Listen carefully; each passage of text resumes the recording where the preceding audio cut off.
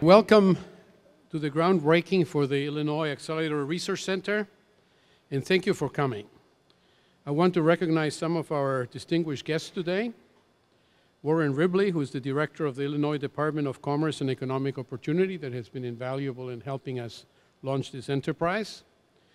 Bill Brinkman, director of the Department of Energy Office of Science, and Jim Sigris, who is the associate director within that office for running the program of high energy physics. That's our program here. High energy physics and particle physics are interchangeable names for us. Linda Holmes, who's state senator, and Michael Fourtner, who's a state representative, Mayor David Brummel of Warrenville, representatives from the University of Chicago and Northern Illinois University, Robert Jensen, director of the physics division at Argonne, Ken Olson, who is the head of the Superconducting Particle Accelerator Forum of America that involves many industries, and if you are in a particular industry interested in working with us, it's very good to connect with Ken. There are several industrial representatives here. And the other person that I want to recognize is Bob Kephart, who's sitting here. He's one of ours, and he has been indefatigable in making sure that this would happen. And it took many, many connections to make the state agencies and the Department of Energy work together in an harmonious way that brings us to this day when we're breaking ground into the new building. The Illinois Accelerator Center represents a partnership between the state of Illinois and the Department of Energy, aimed at maintaining and strengthening U.S. leadership in accelerator science and technology. Our field, the field of particle physics or high energy physics, has been the fountain of innovation for accelerators. These are now used worldwide. More than 30,000 accelerators are in operation, from discovery science to applications in medicine, national security, and many industrial processes. The innovation now implemented in many areas often came about as a byproduct of our pushing the technological envelope for our own accelerators, the accelerators needed for advancing particle physics. We now have a broader mandate. In recognition of the historical contributions of high energy physics, the Department of Energy has designated the Office of High Energy Physics, our sponsor, as the steward of advanced accelerator science and technology, not only for particle physics, but for all fields, giving us an explicit mandate to work with our academic and industrial colleagues and partners in advancing this important field. This is a more direct step to economic and societal impact than purely waiting for the spin-off that comes out of pushing our own technologies for our own use. The Illinois Accelerator Research Center places our laboratory in Illinois in a very strong position to carry out this new mandate, thanks to the investment of the state and the corresponding investment of the Department of Energy Office of Science. You have seen already that there is a lot of broken ground around there, so you might say, wow, why did I come? You know, you already broke ground without me. In fact, that broken ground is all the utilities and parking and refurbishing of the surrounding areas to the IARC. The IARC will wrap around this building and will give us both the offices that we need as well as this assembly space that the Department of Energy is repurposing for the Illinois Accelerator Research Center. So we're very excited to work with our industrial colleagues, our university colleagues, our sister laboratory, Argonne National Laboratory, in making Illinois and this area a world center for the development of accelerator technology. So let me first introduce Warren Ribley, Director of the Illinois Department of Commerce and Economic Opportunity, to say a few words. Morning. Thank you very much. Thank you, Director Odoni. It's a pleasure to be here this morning and to be joined by Director Brinkman from U.S. Department of Energy. And it's a real pleasure to be here on behalf of Governor Pat Quinn to celebrate in the groundbreaking of Fermilab's Accelerator Research Center. We know that it will continue to boost innovation and certainly thankful for the hundreds of jobs that it will bring throughout not only construction but for the many years. I just learned that in your primary facility you have maybe 1,900 people permanently located, but then what was really astounding to me was up to maybe 3,000 on any given day. So that tells you the type of economic impact that accelerators such as this will have and will continue to develop for our local economy. So we understand that the IARC facility positions Illinois at the forefront, truly, of worldwide efforts to develop cutting-edge accelerator technologies, and it does support the philosophy that we have as a state toward developing innovation. The new state-of-the-art facility for research, development, industrialization of particle accelerator technology will create hundreds of new jobs, and the state is very proud to be able to commit $20 million from our capital construction program, the Illinois Jobs Now capital funding to Fermilab for the new building that will form part of the IARC complex. The funding will be administered through our department, the Department of Commerce and Economic Opportunity, and will be used to fund a portion of the design and construction costs for the new facility. And I'd be remiss if I didn't thank Senator Holmes and Representative Fourtner for their support for the capital construction program. We went many, many years in Illinois without that type of funding. And as a result, projects like this were stymied. So now that we have this capital construction dollars, we can continue to invest in these kind of technologies that we understand really make the difference in making investments in cutting edge and not only boosting our own regional, local economy, but securing our role as a major competitor in a global marketplace. Earlier this year, Governor Quinn announced the formation of an innovation council in Illinois to help make sure that Illinois remains on the cutting edge in the global economy.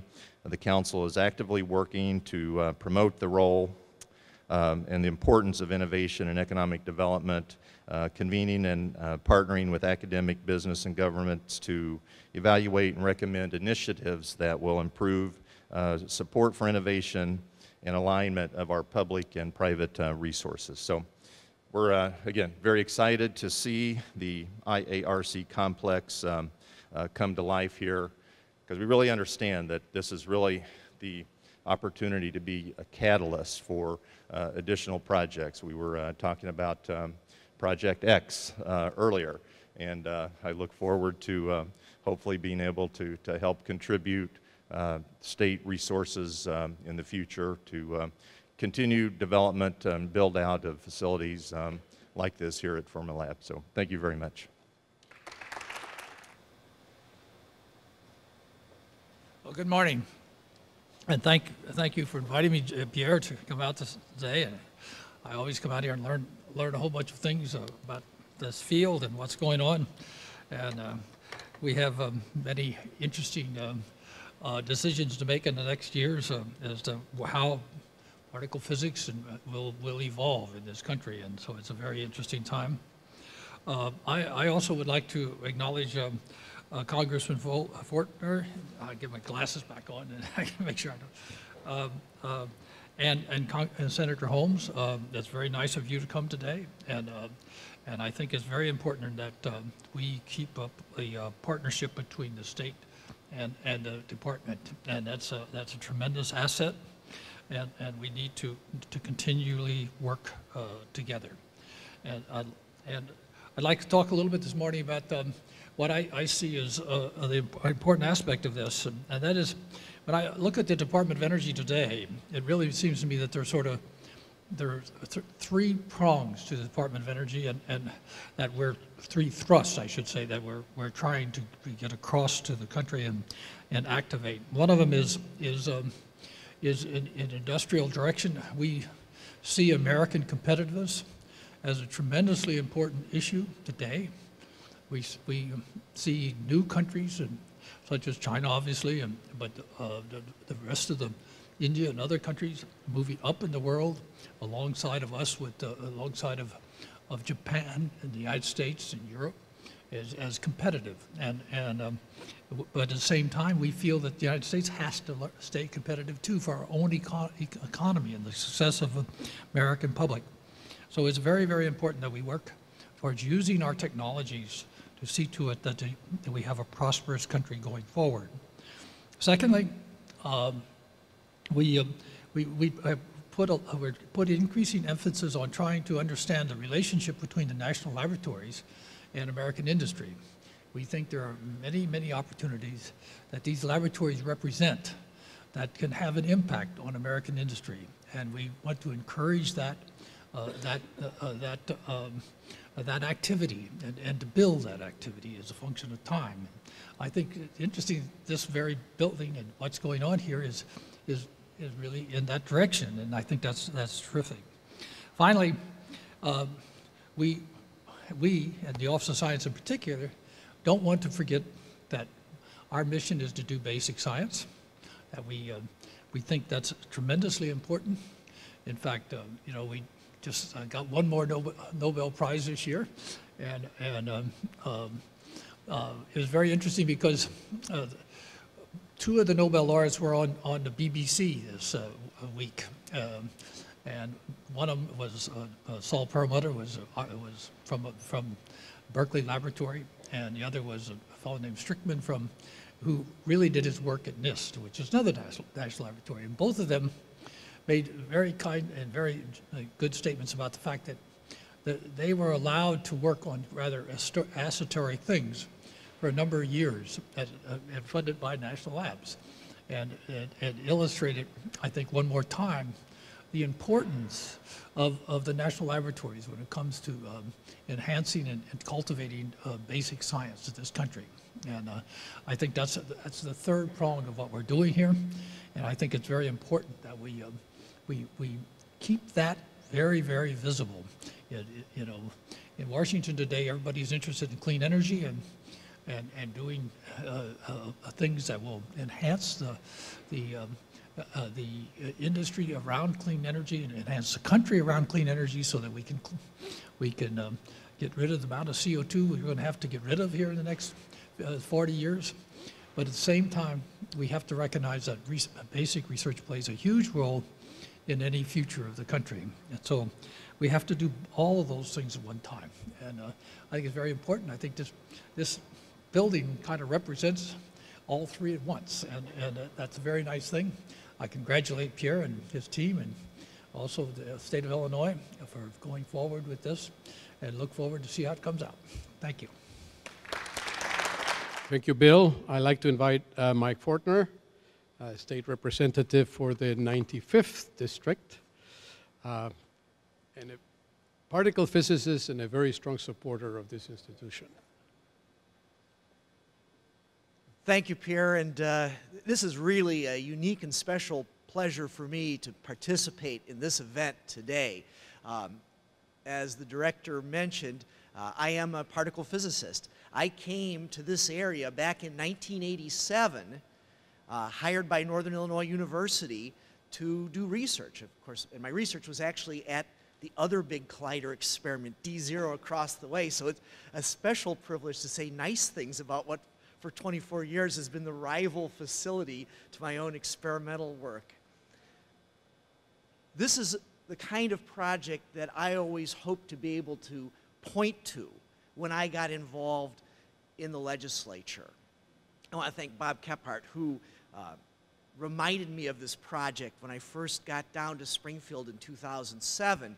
And it was a perfect fit, because so often, as someone with a foot in both science and politics, I'd be in various public events, and they'd say, well, what good comes out of all this stuff you do at Fermilab?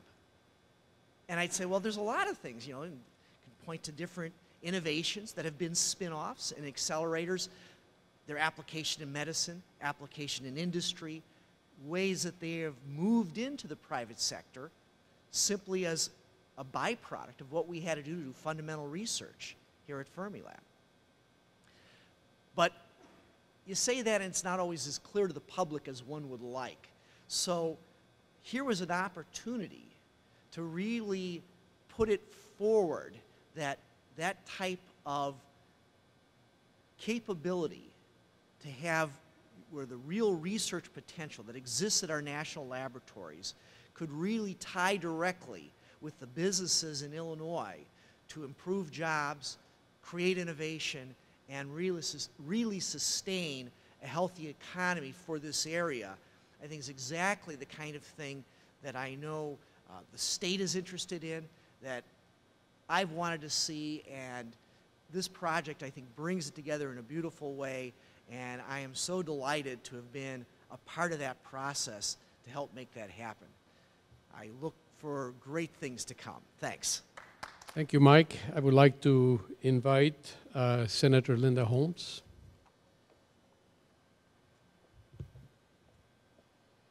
Thank you. Thank you. I have to admit, unlike my fellow legislative friend, Representative Fourtner, I do not have a background in science, although I have been an Aurora resident for almost 30 years, and when I moved into this area, I moved right across the street down on Butterfield, so I spent a lot of time biking through Fermilab and looking at the buffalo and being impressed with the entire facility. So I'm very, very honored to be part of this today. And I want to thank everybody who came here, because what we're doing here is we are recognizing a groundbreaking for a facility that is going to create innovation. This is taking our state in the right direction.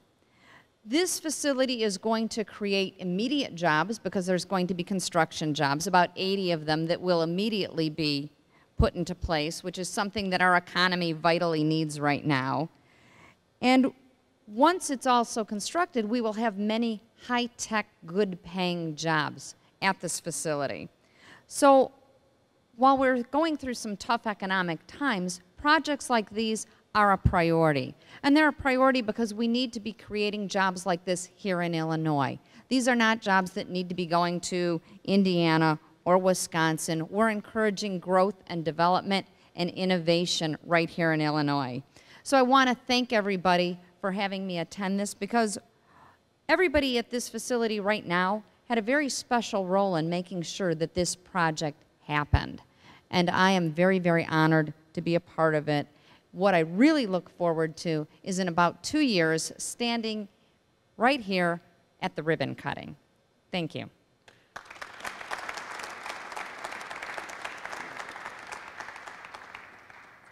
Thank you, Linda.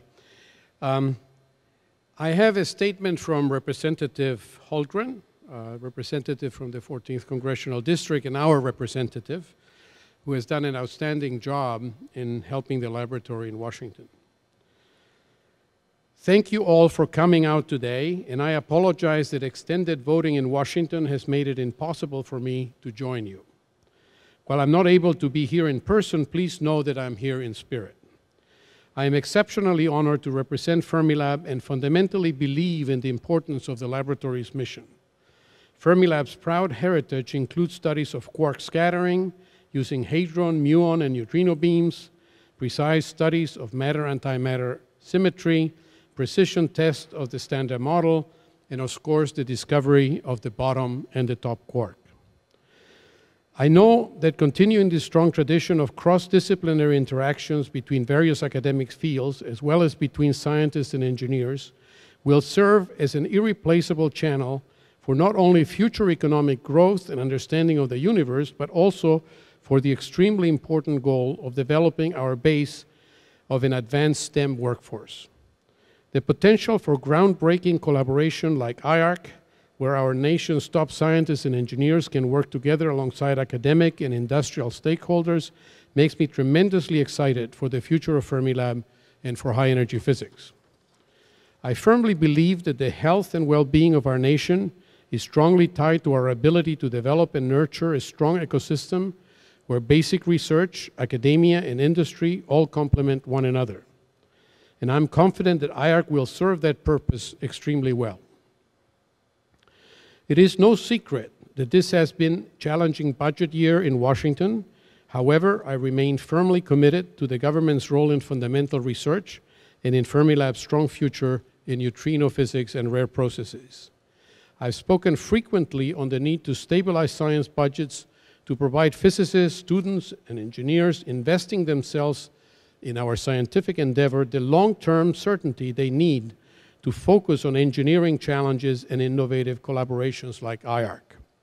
And I'm optimistic that in addition to a strong investment in high-energy physics, we can also work to reform the budgeting process to make it more stable, more predictable over the long term. Basic research and high-energy physics are embedded in our national DNA. They are part of who we are, our jobs, our economy, our community, our identity as a nation. Now, more than ever, we need to recommit ourselves in both government and at the grassroots to make a robust and lasting investment in basic research. I know that the IARC will make great strides in continuing to tell the story of how these investments will pay off. Congratulations again on this exciting day, and I look forward to continuing to work with Fermilab on assuring the lab's long-term future and success. So we want to thank him for these very eloquent words.